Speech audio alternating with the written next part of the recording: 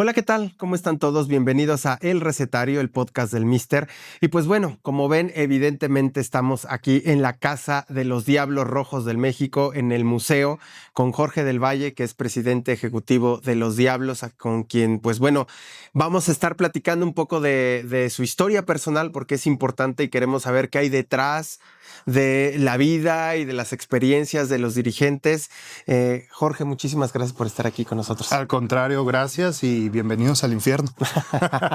Muchísimas gracias, Jorge. Cuéntanos un poquito. Estuvimos ahí chismeando un poco sobre tu vida y sé que previo a los Juegos Olímpicos de Río, tú ibas a ir a Río de Janeiro como parte de la delegación. Que es un sueño que ahí tienes todavía presente, querer estar pues como parte de una comitiva para estar enrolado en algo de Juegos Olímpicos. Pero te llama Otón para incorporarte a Diablos Rojos, ¿no? Y aquí lo primero que hay que me gustaría que nos contaras es las decisiones de vida que uno debe de tener. Si bien es cierto, los juegos se acababan y ahí se acababa, pero pues también es un sueño, ¿no? Estar en los Juegos Olímpicos de alguna manera.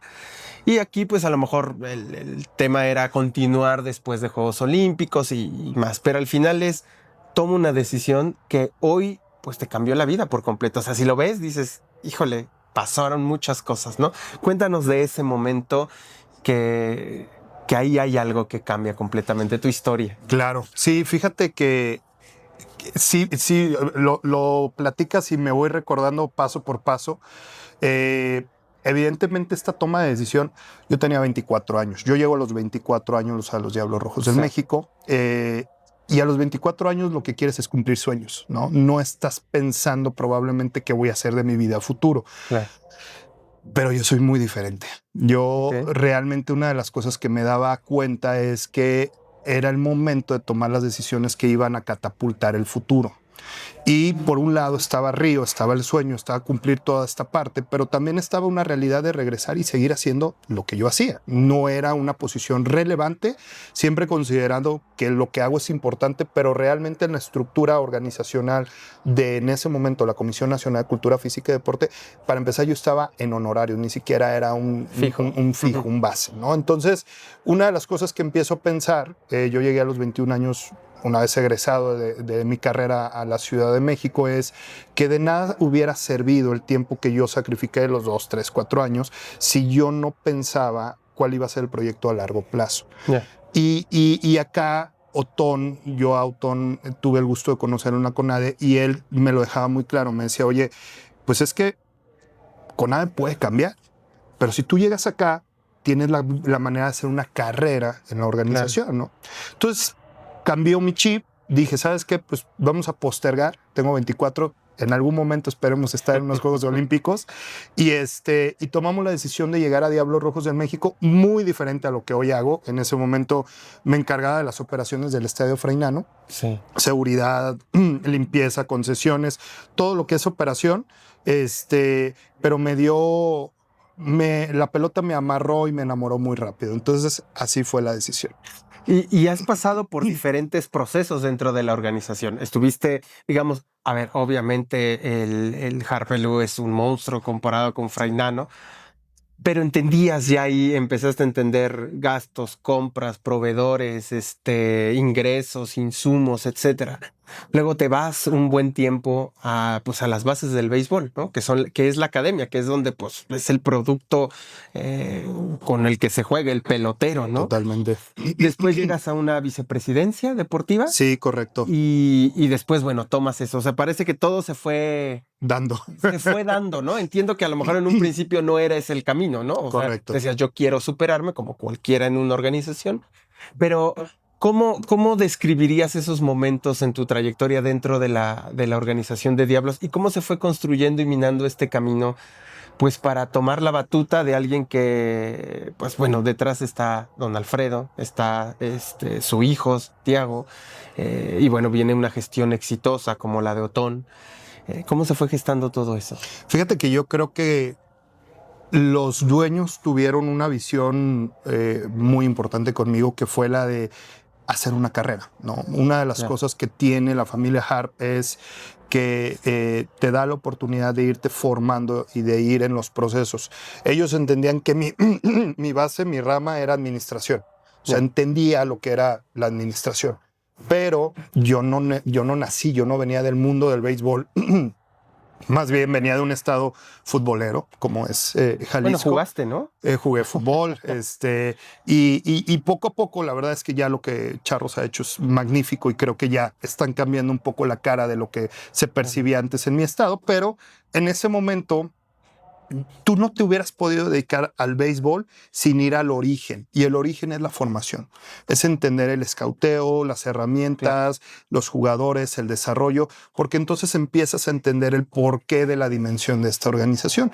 Y diste muy bien, o sea, me dejaron afortunadamente a cargo, yo creo que uno de los proyectos importantes y favoritos de don Alfredo, que es crear peloteros para el propio país, ¿no? Claro. A veces hablamos a Diablos Rojos de México, pero ya más de 50 jugadores de nuestra organización juegan también en otros equipos. O sea, es el semillero que ha ayudado a que la Liga Mexicana siga formándose y siga fortaleciéndose, y de eso se trata. Hay veces que los vas a tener en contra y no te va a gustar que te batien o que te peguen un home run o que hagan, pero también es parte de entender que de eso es el béisbol. Juegas con alguien, mañana va a estar en otro lugar y luego a lo mejor puede volver. Entonces, la academia realmente lo recuerdo como uno de mis procesos formativos, uno más queridos, más de mayor aprendizaje en muy corto plazo, porque fue muy rápido, fue como un doctorado, rápido a lo que vamos. Y de ahí empezar a entender ya después el brinco entre lo que es el desarrollo a lo profesional. La verdad es que lo profesional sí trajo con mucho el entender que el trato que tienes entre un pelotero en desarrollo es diferente a un pelotero profesional, pero también me ayudó. Sí me acuerdo que el primer año yo no sabía ni qué estaba haciendo, porque decía, oye, es que no tiene nada que ver A con B, ¿no? Son totalmente diferentes. Claro. Pero una de las cosas que siempre valoro en esta organización es que siempre me dijeron, tranquilo, el proceso es un proceso, ¿no? Y de ahí viene una frase que siempre ha tiñado individualmente, que es que el proceso de ser grande lleva un tiempo. No vas a llegar a los lugares a entender y a caminar y a decir, ya lo conozco todo. Claro. Es un proceso de ir entendiendo que las cosas tienen un porqué y un para qué. Creo que lo más difícil cuando ya llegué al estadio Alfredo Harp es somos un producto que crece exponencialmente, y dos, tal vez nunca te preparan para empezar a recibir hate, ¿no?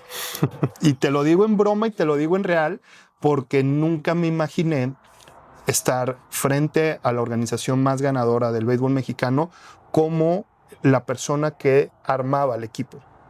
Y entonces nos ganaban y yo empezaba a recibir un bombazo en las redes, ¿no? Y que hijo de tu tal para cual, y que te... ¿Y para qué trajiste a este? ¿Y por qué dejaste ir a aquel? Totalmente. ¿No? Y probablemente es una de las cosas que luego sería bueno agregar en una carrera universitaria, el manejo de emociones en momentos importantes en el tema deportivo, porque sí preparamos a los atletas, preparamos a los entrenadores, a los coaches, claro, pero no, a nadie prepara al directivo para cuando empieza a recibir esto. Y entonces empiezas a entender qué hago, contesto, no contesto, lo demuestro, no lo demuestro. Empieza una lucha interna porque no te sientes bien, ¿no? De entender que la gente no comprende que estás en un proceso por querer llevar al éxito a la organización. Claro. Entonces, el deporte, en muchas de las ocasiones, en muchas de las clases nos lo repetían, el deporte es lo más importante de lo menos importante. Y afortunadamente tenemos el hecho de vivir y comer de esto, pero lo tienes que empezar a entender en otro chip, porque si crees que lo vas a entender simplemente en una frase, no es la reflexión total. Había gente que ya me encontraba en los pasillos o ya bajaba yo a comprarme algo, claro, y ya me reconocía. Claro. Y ya me decía, oye, ¿qué está pasando, no? Claro. Y entonces empiezas a preguntarte qué está pasando, justamente.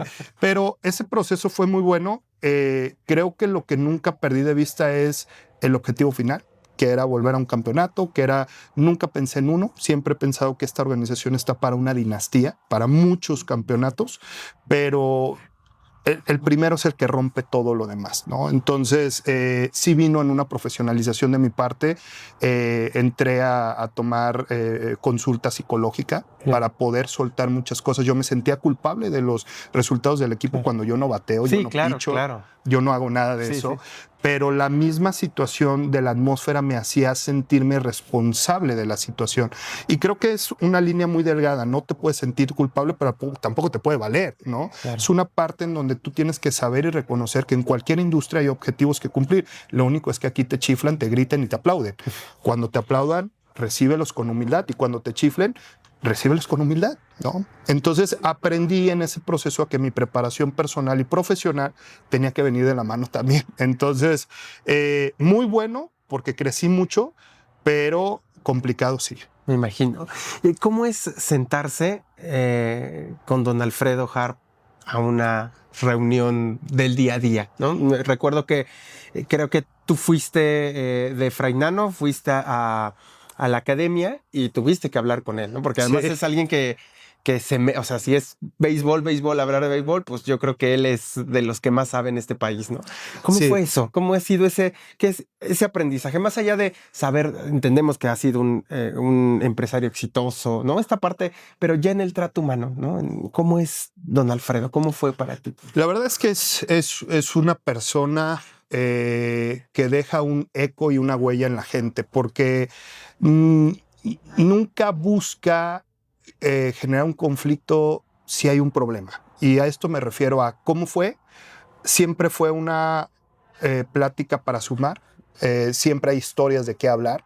Es un hombre, es una enciclopedia del béisbol y de las finanzas y de la vida, que siempre tiene cosas que enseñarte, pero también siempre ha entendido que, y lo he compartido en varias ocasiones, con él he aprendido que si vas a hacer algo, lo haces bien. Y eso es algo que en muchas de las ocasiones, en reuniones personales, en reuniones de consejo y en reuniones del equipo, siempre lo repite. Estamos aquí porque lo vamos a hacer bien. Y entonces cambia tu chip. Sí cambia, porque normalmente uno se avienta a hacer las cosas y dices, pues ahí voy viendo. Pero con él no, con él tiene que haber ya un plan, una estructura, un objetivo, un resultado y una medición. Y entonces te enseña a entender que no solamente es aventarte pero sabiendo que vas a llegar a cierto lugar, ¿no? Entonces es enriquecedor, es cultural, es un hombre que sigue practicando el deporte, juega tenis a las 5 o 6 de la mañana al día de hoy todavía. Wow. Pero es un hombre muy humano. Es un hombre muy humano, Iván, que siempre te recuerda que por encima de todo, sí, el trabajo es importante, pero ¿y cómo está la familia? Claro. ¿No? Entonces, es una persona que creo que siempre fomentó lo que siempre he creído, que al final del día estamos aquí para trascender, pero atrás de todo esto, donde de verdad trascendemos es en nuestra familia, y va de la mano con lo que hoy hago con él. Te lo decía antes de empezar esta plática. Hablabas en un chacaleo, como le decimos los periodistas, hablaste de muchas cosas, y una de las frases que mencionaste es, pues, a mí me gusta ser humano, ¿no? O sea, tener como el respeto a las personas y tal. Se habla poco en la industria de las gestiones, ¿no? O más bien se miden respecto a cuánto facturaste, cuántos títulos. Pero en la construcción de una nueva generación de directivos me sorprende, porque a mí me tocó reportear cuando pues era ganar y es lo más importante y no importa nada más ni el cómo. Pero el valor humano, cuéntame un poquito sobre esta parte que me parece interesante, porque me parece que lo integras dentro de tu gestión, ¿no? Sí, mira, creo que una de las cosas que uno aprende a darse cuenta es... ¿Y dónde lo aprendes? Porque también eso creo que es importante. Excelente, es entender. Cuando yo llegué a esta industria pude entender muy rápido que yo no había jugado, no nací en ella, como lo comenté, y todos mis homólogos habían jugado, habían sido ídolos, tenían el conocimiento, los contactos y demás. Pero lo que yo podía tener era una preparación académica y los valores que me enseñaron en mi casa. No, en mi casa me enseñaron que por encima de todo está hacer las cosas bien. Y hacer las cosas bien es ser honesto, ser respetuoso, dar los buenos días, dar las buenas tardes. En un conflicto siempre llegar a intentar no romper la armonía, porque al final del día, por encima de todo, es buscar cómo sí las cosas, ¿no? Okay. Eso lo aprendo con mi mamá, lo aprendo en mi casa. Y Y entonces en el proceso empiezo a darme cuenta de una necesidad enorme en el béisbol por cuidar la salud mental en todos. Este es un deporte que se juega de lunes a domingo, de martes a domingo, martes, miércoles y jueves estás en México, viernes, sábado y domingo en Tijuana, regresas el lunes, martes, miércoles. Entonces, si tú no mantienes una armonía y una salud mental en un grupo de más de 30 personas con un objetivo común y claro y que más allá sea el dinero, sea el estar bien, pues no vas a ir muy lejos, ¿no? Yeah. Siempre va a haber alguien que a lo mejor te rompa eso. Yeah. Y entonces me enfoqué en trabajar en la salud mental. Hicimos y trajimos a un coach mental muy bueno, se llama Manuel Rosados, dominicano. Con él también vino un grupo multidisciplinario de trainers, de preparadores físicos, de gente que sobre todas las cosas yo siempre les pedía, sí vamos a ganar, pero el cómo también importa. Y vamos a cuidar el cómo de la situación. Y por eso la llegada de Lorenzo se vuelve también muy de la mano, porque Lorenzo es un hombre de experiencia, un hombre ganador, un hombre que conoce, pero que sobre todas las cosas, su esposa siempre está aquí arriba, ¿no? Entonces me hacía el clic. Y con eso, pues están los jugadores, están sus familias, y entonces viene Robinson Cano, que a lo mejor en su momento uno se preguntaba, ¿y podrá venir y querrá venir? Pues sí quiere venir y aquí está y está contento. Pero toda esta parte de la salud mental creo que ha sido prioritario, sobre todo creo que en un mundo que requiere mucho el volver a recordar que por encima de nosotros pues, no deberá haber nada, ¿no? Es llegar a un acuerdo mutuo. Y por ahí empezamos a fortalecer. Esto sí, a la par de que también hicimos estructuras de procesos. Todas las veces, y a lo mejor no debería estarlo contando, pero bueno, significa que nos verán, pero todas las veces ganáramos o perdiéramos, había reuniones para evaluar lo bueno y lo malo, porque todo es perfectible. Claro. Entonces, todo esto nos permitía generar una mejor dinámica de qué es lo que tenemos que hacer. Oye, ¿viste la actitud? Oye, llegó mal este jugador, le preguntaste cómo está. Entonces dejamos de ver al pelotero como pelotero y lo empezamos a ver como persona. Creo que eso ayudó a dinamizar la forma en la que pudimos ganar, pero además le dio un sentido de pertenencia a la organización. Creo que una de las cosas que carecían era una cultura organizacional, que no la creé yo, la creamos todos, pero fue una propuesta. Y funcionó. Lo que sí, al día de hoy, mi forma de pensar sigue siendo la misma. Podemos buscar la manera. Tampoco soy tan suavecito. La verdad es que cuando hay que apretar, claro. Pero me gusta dejar las reglas del juego muy claras porque eso da más facilidad de todo lo que tenemos que hacer. Pero intento pues, saber que todos somos humanos y hay muchas otras cosas que hacer. Entonces, ha funcionado. Creo que a lo mejor nadie lo hubiera imaginado, pero por lo menos a mí me funciona. ¿Cómo ha sido el proceso de profesionalizar la compañía? Hoy yo no me gustaría hablar, entiendo que es una propiedad deportiva, es una franquicia, pero ya opera como una compañía. Sí. Y creo que va mucho antes de la salida de bolsa, que ya hablamos, pues es años de preparación para que enlistes y cumpla los requisitos, pero pasa algo que después del 2021 empieza como esto a crecer como espuma, ¿no? Como caliente, pum, pum, pum, y no ha parado. Pero detrás hay trabajo y hay personas y hay procesos. ¿Cómo fue ese proceso de hacerlo profesional? Mira, como un dato curioso, el proyecto de llegar a la bolsa estaba desde antes de que llegara la pandemia. De hecho, la pandemia lo para. Lo para y evidentemente el estadio tenía apenas un año de inaugurado y entonces para la situación de decir, ok, hay que esperar a primero evaluar y medir cómo va a ser la aceptación de la gente al estadio y entonces ya después empezamos a pensar. Después del 2023, que ya prácticamente la pandemia había pasado y esto ya era el boom, se vuelve a retomar el tema de es hora de entrar a la... Y tú lo decías muy bien, ¿cómo se está con Don Alfredo? Don Alfredo solamente da un objetivo y sabemos todos que vamos por él, ¿no? Y llegó el mensaje, ahora sí vamos para allá. Y era muy clave, y él no lo decía, es un objetivo de mi vida, es mezclar mis dos pasiones, las finanzas, la bolsa, con mi equipo de béisbol, ¿no? Es mi mundo perfecto. Entonces, todos entendíamos que estábamos en búsqueda de más allá de un campeonato. Estábamos hablando de una situación que iba a trascender al tiempo que tenga que trascender. Y todo fue este proceso. Reconozco evidentemente a todos mis compañeros y al área administrativa, contable, de finanzas, porque ellos fueron los que cargaron con todos esos reportes, auditorías. Lo sigues cargando. Una empresa que cotiza en bolsa tiene auditorías mensuales, bimestrales, y tiene consejos trimestrales, y tiene una cantidad de situaciones que una a veces dice, oye, ¿en qué momento, no? Pero sí nos profesionalizamos. Hoy hay cosas... ¿Dolió ese cambio, por decirlo de alguna manera? Claro. O sea, sí es como, ay...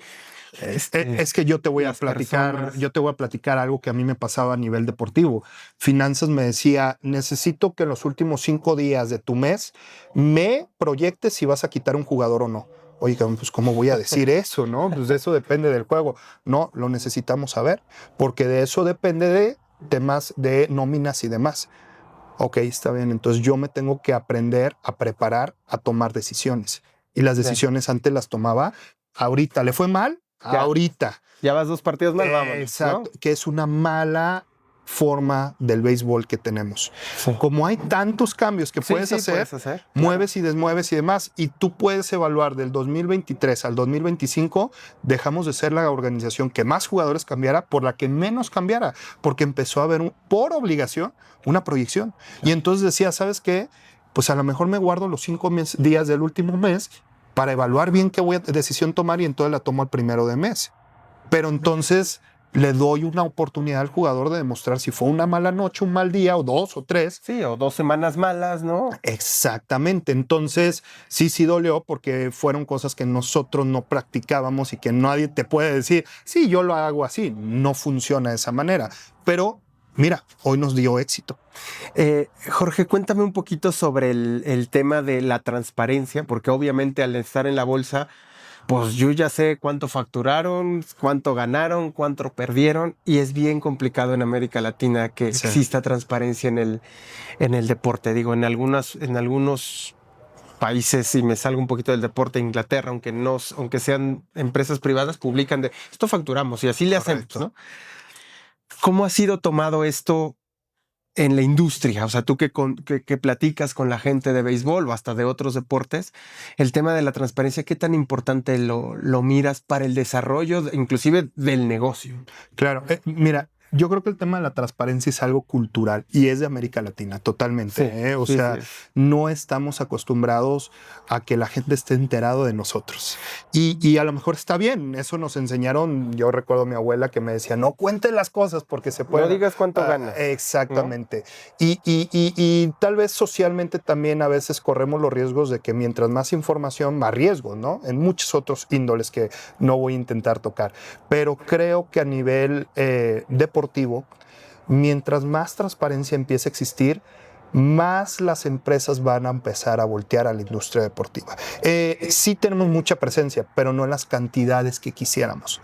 ¿Qué es lo que quiere un patrocinador, un socio comercial o cualquier aficionado que viene? Es saber que su dinero que está invirtiendo se utiliza en el pro de mejorar. Y se utiliza para que los equipos sean más competitivos, haya un mejor ambiente, sea una mejor cultura deportiva. Y a nosotros eso nos obligó a entender que ahora había una responsabilidad de que la gente como tú y como cualquiera pudiera entrar y pudiera ver, oye, a ver, ¿te fue mal o perdiste o bajaste o subiste? Afortunadamente nos ha ido bien, pero yo creo que no estamos acostumbrados. Normalmente el deporte siempre ha visto como, sí, inviértele porque te vamos a promocionar. Pero no solo es una promoción. Necesitas entender que tu dinero se está invirtiendo de una buena manera. Claro. Entonces, yo creo que a la larga, no creo que todo el mundo vaya a buscar la bolsa porque tampoco es el lugar para todos. Pero mientras más transparente se vuelva las finanzas de cualquier ente deportivo, que es a lo que yo me dedico, muy probablemente la industria empresarial más rápido va a voltear a ver y va a ver que las cosas pueden tener un eco más grande de lo que ya hoy lo tienen. Claro, porque la transparencia incluso hace que las empresas decidan invertir más. Dices, claro, pues sí, porque sé lo que está pasando ahí. Exactamente. Dentro, ¿no? El Estadio Harp ha tenido récords de asistencias, ¿no? Sí. Totalmente. Pero hay un tema que lo noté como una especie de relanzamiento del abono, hicieron diferentes cosas, ¿no? Es decir, la gente viene porque dices, me la voy a pasar bien, voy a comer rico, me voy a echar mi traguito, voy a ver béisbol, voy a platicar con mis amigos, pero de toda esa base de aficionados que vienen por la experiencia, ¿cuánto es ya? ¿Cómo aumentó el tema de los abonos? ¿Cómo van con ese? Porque creo que ese es un punto fundamental para el futuro de los negocios, la lealtad que puedas tener, ¿no? Cuéntame un poquito cómo está ese. Fíjate que yo creo que todo depende de lo que busque cada administración. Mi administración ha buscado la lealtad. Justo el punto que diste.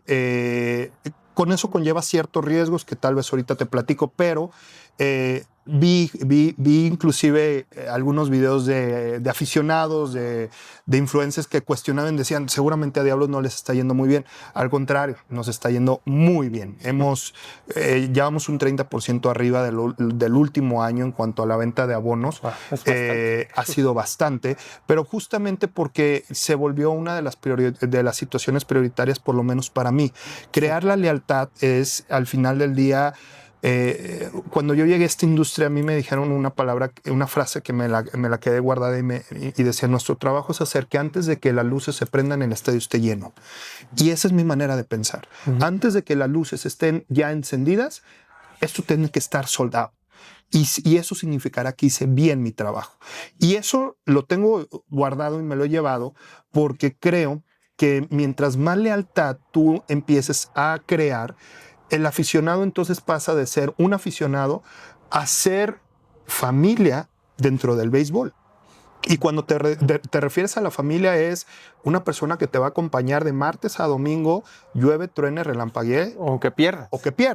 Entonces, a nosotros nos ha ido muy bien. Sí lo fomentamos mucho más. Antes tú veías una publicación, 2 y paraba. Conmigo no. Conmigo la intención es, queremos lealtad, porque la lealtad va a venir a largo plazo a que se cumpla este objetivo, que había otra frase que decía, si lo construye la gente vendrá. Yo aprendí, si hacemos un buen trabajo antes de que las luces se prendan, yo habré vendido todo. ¿Cómo construyes esa lealtad? Digo, entiendo esta estrategia de abonos, pero si tuvieras que dar un ABC o lo que me puedas compartir creo que la lealtad se construye así, así, así, ¿qué dirías? Mira, te voy a ir dando datos. De entrada, cuando yo tomé el equipo, era un 15% los abonados en cuanto al total de lo que teníamos, ¿no? Vamos a crecer, evidentemente, como ya lo comenté, pero el ABC de lo que nosotros hemos seguido, uno, es intentar conocer lo mejor posible quién es tu aficionado, a quién te estás dirigiendo. 2, darles más beneficios. El abonado está creyendo en ti desde mucho antes que cualquier otra persona y te está pagando la temporada completa. Entonces, una de las cosas que Diablo se ha hecho fuerte, muy, muy fuerte, es en el tema de colaboraciones.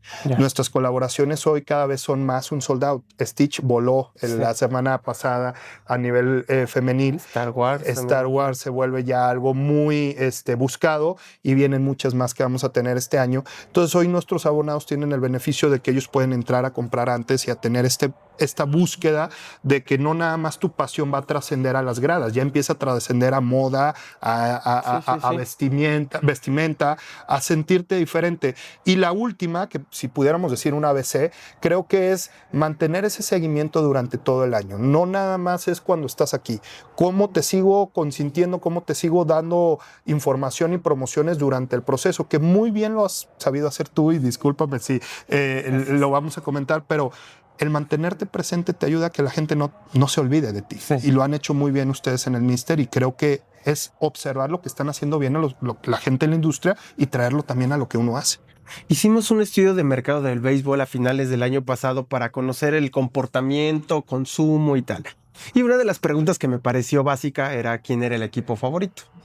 Diablos encabezaba la lista. Fue una que se hizo fue una encuesta digital que se hizo, creo que en 100 ciudades del país, ¿no? Llegó al alcance como 25 estados.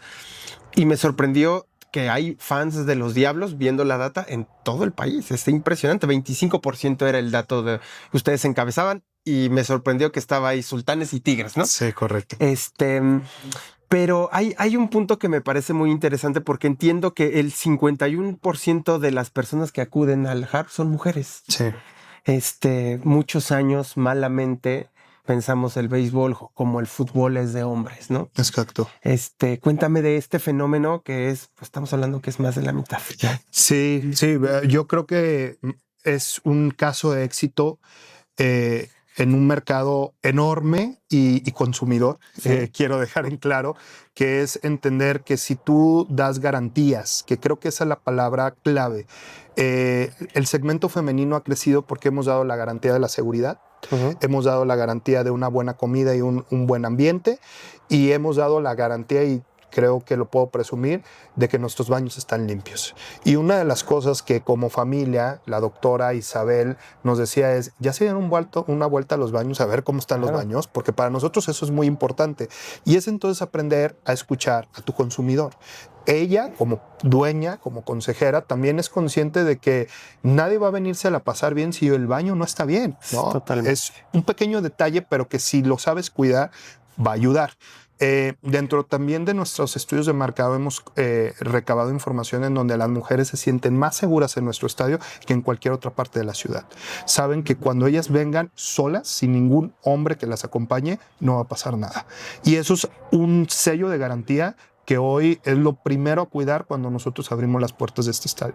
Sí. Que la gente sepa que viene a un ambiente familiar, que viene a un ambiente a pasarla bien, y que una vez que se vaya, que ojalá los Diablos Rojos del México les den la victoria, van a poder regresar a su casa con esta sensación de que el haber ido al parque valió la pena. Y para nosotros eso, sobre todas las situaciones que son difíciles para llegar, porque lo conocemos, es la más importante. Estando aquí, tú tienes que ser bien tratado. Este año es particular porque es la Copa del Mundo. Y pues sin duda, obviamente las empresas quieren a veces estar por estar en Copa del Mundo, y si hay que destinar ciertos presupuestos, pues los voy a tener que mover al Mundial. Claro.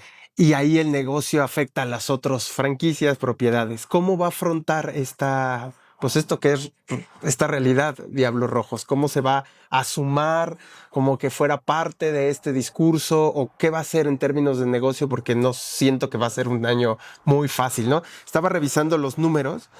Del 24 al 25 crecieron casi el 50% en patrocinadores, ¿no? No sé cómo va a estar este año. Cuéntame un poquito. Fíjate que una de las misiones que me tocó hacer en cuanto el 6 de octubre la familia Harp y el consejo me dan la noticia de ser la nueva cabeza de Diablos Rojos de México era pues tengo que correr a ver los patrocinios porque en noviembre se definen, ¿no? Claro. Y verdaderamente ese cierre de año fue muy pesado por la cantidad de reuniones, por la cantidad de gente que teníamos que trabajar y conocer. Pero afortunadamente, y ahí lo digo afortunadamente, y ahí es donde el valor de todos como organización vale el doble, nuestra organización en vez de ir para abajo creció.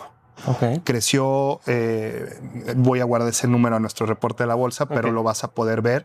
En un año en donde todos decían que las cosas iban a ser más difíciles para nosotros, fue el año en donde nuestro producto se diferenció, porque además hicimos una estrategia.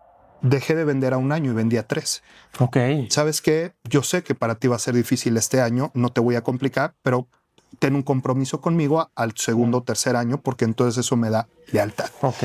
Y a las empresas les gustó ese nuevo formato. Entonces, antes era como acuerdo anual. Intentábamos 1 o 2 años, habían algunas que ya iban a 3. Desde que llegamos a la industria era muy difícil que alguien se comprometiera más de un año contigo. Yeah. Muy, muy difícil, porque veían que a veces podía irte bien, pero luego se iban 2, 3 equipos de la liga, cuántos equipos van a ser. Entonces no era solamente un control tuyo propio como organización, dependes de una liga, ¿no? ¿Y dónde te ven? Es que nos pasan en Sky. Ay, un poquito complicado. La liga cambió, las situaciones cambiaron. Hoy tenemos esa fortuna de poder decir Hoy la gente y las organizaciones nos buscan para estar con nosotros. Entonces ya cambió nuestro esquema de 1 o 2 años a buscar lealtad, 3, 4, 5 años, ¿no? Y eso nos da la posibilidad de entonces buscar que en años difíciles yo te apoyo, pero tú me apoyas después. Ya, claro, claro. Hoy, ¿cuál es tu contrato más largo? A 3 años, ¿A 3 años? es justamente a 3 años. Tengo ya varios a 3 años, la verdad es que no son uno. Tengo a Profuturo, tenemos a Jack, tenemos también, ya cerramos a 3 años. ¿Quién más? A Aeroméxico lo cerré 2. O sea, hemos crecido. Que eso da estabilidad, ¿no? Que dices, Totalmente. no estoy como diciendo ya se me va a acabar el año y ahora. ¿No? Exactamente, tienes ya una lealtad y también ellos te van diciendo, oye, me gustaría hacer el próximo año, entonces empiezas a planear con tiempo. Yeah. Antes tenías que empezar a planear enero, febrero, marzo para correrle. Ahorita no, planeas 9, 10 meses antes y entonces la gente dice, es que es genial lo que hacen. Es la planeación de los últimos 6, 7, 8 meses. No es lo que se nos ocurrió ayer. Eso no hubiera pasado de ninguna manera. Es lo que el equipo de Diablos Rojos de México viene trabajando desde hace 8 o 9 meses. ¿Cómo ves la competitividad en todos los sentidos en la Liga Mexicana de Béisbol? Porque sin duda siempre va a haber franquicias que llevan la delantera. Eso es natural. Claro. Pero este gap entre lo que ustedes están haciendo, yo pongo obviamente a Diablos, Sultanes ahí arriba, muchas organizaciones están haciendo las cosas bien, pero este gap, esta diferencia respecto a los primeros con respecto a los presupuestos más pequeños es muy grande, no es tanto, o sea, porque eso al final también, como dices, va a afectar. Porque, claro. ¿no? O sea, pues puedes ganar, le voy a poner un ejemplo, no sé, es que en Escocia solo hay una liga para 2 equipos, ¿no? Totalmente. Ya no sé qué tan atractiva sea eso, ¿no? Aquí, ¿cómo está ese gap de competitividad en todos los sentidos? Yo creo que los últimos 5 años se acorta porque evidentemente, ¿qué sucede? La liga está creciendo. No solamente los patrocinadores y los jugadores me buscan a mí, buscan también a otras organizaciones. Sí hemos tenido la fortuna y la fortuna se traduce en muchas horas de trabajo de poder ir a buscar jugadores de impacto, porque así los hemos llamado, jugadores de impacto. Pero ya no nada más llegan con Diablos, hoy los ve repartido en toda la liga. Y el mismo Didi Gregorius en Torreón, lugares que no hubieras imaginado en el pasado. Esa fuerza, hoy su nuevo manager, Fernando Tatis Papá, empiezas a darte cuenta que todos quieren ganar y que sí, es importante lo económico, pero más importante y más allá de lo económico es cuál es el proyecto que tienes como organización, que siempre se lo he platicado a la gente. Todo el mundo va a decir, con dinero es muy fácil ganar. Híjole, no creo que sea tan fácil. Sí, el dinero no es el sinónimo del triunfo. Claro. Hay que saber invertir para poder traer los resultados de la mano. Y yo veo que la liga cada vez busca igualar o equiparar, y cuando me refiero a la liga es al cúmulo de todos los equipos. Lo de Campeche el año pasado fue admirable. Realmente no era una nómina equiparable a la nuestra probablemente, pero en ningún momento tú sentiste que nosotros barriéramos esa serie. Claro. Y entonces ahí empiezas a equiparar y a darte cuenta que el valor de las franquicias sí está creciendo y hace una liga más atractiva. Entonces, siempre lo he dicho y lo voy a mantener, nuestros mayores rivales son Guerreros de Oaxaca, y no en el plano incorrecto, es en el plano de querer trascender. Ellos también quieren salir a ganar. Y aunque pertenecemos al mismo dueño, somos 2 organizaciones completamente distintas que cuando hay que tomar decisiones, ellos cuidan lo suyo y nosotros cuidamos lo nuestro. Y en el terreno es lo mismo, ¿no? Entonces, la industria está creciendo porque los dueños también entendieron que había que invertir en ella. Me sorprendió un dato que me compartieron, que los partidos de los Diablos vieron más de 30 millones de personas. O sea, correcto. Me sorprende respecto a que uno no lo esperaría quizá de algunos equipos de fútbol, pero ni siquiera tuvieron estos datos algunos equipos de fútbol. Dicho esto ¿cómo ves toda esta parte del contenido que ya resulta tan relevante, ¿no? Y ahora con las series, ¿no? Netflix y Amazon y tal. Justo acabo de ver la serie de los Expos de Montreal, ¿no? Que fue una franquicia que para los que vimos béisbol en los 90s, 80s, pues ¿cómo ves tú el contenido a futuro y si tienen algunos planes de series interna, externa, con plataformas? ¿Lo ves, no lo ves? Claro. El dato frío y el número clave fueron 38 millones de personas que vieron a los Diablos Rojos en la temporada pasada. Y diste bien el punto. Antes volteamos a ver al fútbol hasta allá. Hoy lo respetamos, pero también sabemos que nuestra industria es fuerte y cuida lo más importante, que es la familia. Una vez platicado esto, sabemos que si te están viendo 38 millones de personas para un juego, probablemente estén más interesados en ver más. Entonces,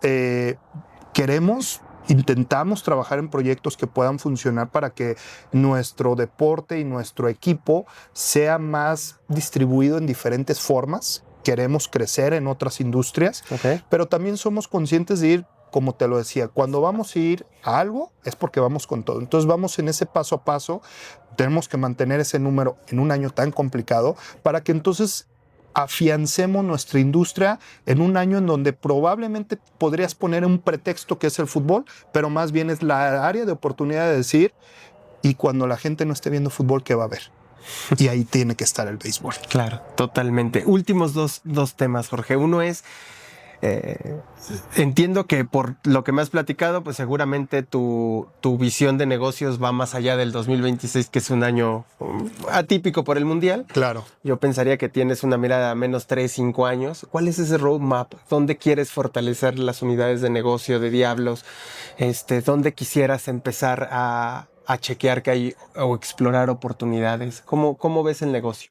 Bueno, te agradezco la pregunta porque realmente cuando uno llega a una organización tiene que ver a lo que está sucediendo hoy, pero al mediano y a largo plazo. Sin importar cuánto tiempo yo tenga y me den la oportunidad de estar, creo que lo principal, uno, es seguir creciendo en nuestra cantidad de aficionados a nivel nacional. Diablos hoy tiene que crecer a un producto nacional, no un producto regional ni local, porque ni lo somos ni lo queremos ser.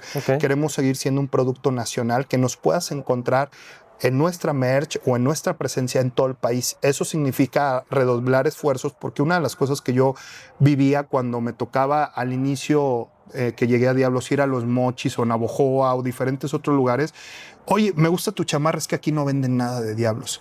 Es llevar a los Diablos a todo el país. Y esto significa que tenemos que empezar a pensar si nuestros socios comerciales, patrocinadores nos van a ayudar a esto o con quiénes podemos alcanzar estos puntos, así como seguir fortaleciendo nuestro producto deportivo.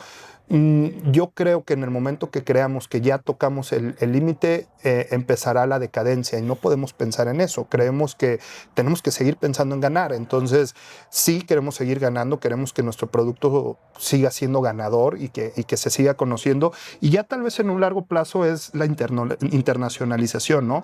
Ya dominaste el país, ya te conoce el país. ¿Qué sigue? Pues crecer, ¿no? Sí tenemos muy bien detectado, queremos crecer al mercado hispano. Creemos que ese mercado es muy fuerte, creemos que ese mercado conoce muy bien este producto y que, por supuesto... Chicago y Los Ángeles venden muchas gorras de los Diablos, ¿no? Efectivamente, California, Chicago, Los Ángeles, ahora nos sorprendió que hasta Nueva York está creciendo en cuanto a la venta de gorras. Entonces nos damos cuenta que el mercado puede crecer muy fuertemente y tenemos ganas de explorar qué pasaría si llegamos para allá. Recién en enero abrimos el Mr. Lab, que es como pues tratamos como de dar ciertos consejos a estos chavos que están en la industria deportiva o que quieren formar parte de la industria deportiva. ¿Qué consejo le darías a aquel chavo a un Jorge que está de 19, 20 años, que se va a meter de voluntario, como tú también fuiste voluntario, y está explorando, ¿y qué hago? ¿Cómo? ¿Qué le dirías a estas nuevas generaciones que quieren estar dentro del deporte? 2 o 3 detalles que digas, ¿saben? Hoy necesitamos que el nuevo directivo, sea así, así, así. Bueno, yo creo que hay muchos temas, pero siendo muy sintético, está de más porque siempre lo repetimos, pero hay que prepararnos. Pero no solamente es prepararnos. Hoy necesitamos directivos que hablen inglés, japonés, francés y que sean punta de lanza en un mercado tan competitivo que es el mercado deportivo y del espectáculo, porque ya no solamente ofrecemos el tema deportivo. 2, sería... Tú lo comentabas bien, Iván, y lo hice durante mucho tiempo y en ocasiones cuando puedo intento hacerlo. Hay que entender que para poder posicionarte, en muchas de las ocasiones vas a tener que regalar tu tiempo. Y regalar tu tiempo significa cómo me doy a conocer por medio de un evento, por medio de hoy cargar el agua y pasarla a alguien.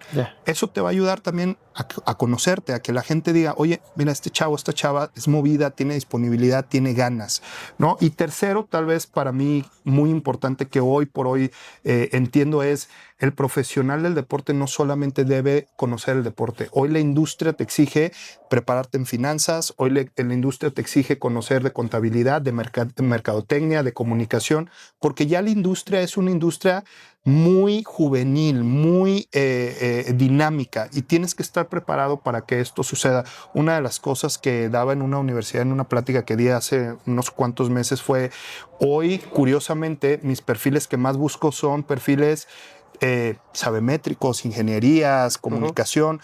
¿Por qué? Porque son los perfiles que están ayudando a que la industria crezca. Entonces, al mismo tiempo de que te vas a complementar en el objetivo de llegar a la industria deportiva, tienes que conocer todo lo que está pasando alrededor de ella. Entonces, creo que esas serían mis recomendaciones. Métanse mucho el tema de inteligencia artificial también, que creo que va para allá también el deporte y va a tocarlo en algún momento. Y eso con la recomendación, y creo que te di la frase, el proceso de poder cumplir un objetivo o sueño lleva tiempo. Hay que ser pacientes, hay que ser bien convincentes de lo que uno quiere y enamorarse del proceso de ser grande. Punto. Jorge, muchísimas gracias por estar aquí en el recetario. Gracias, Iván. Y muchísimas gracias a ustedes que nos ven y nos escuchan y nos vemos en el siguiente episodio del recetario. Gracias.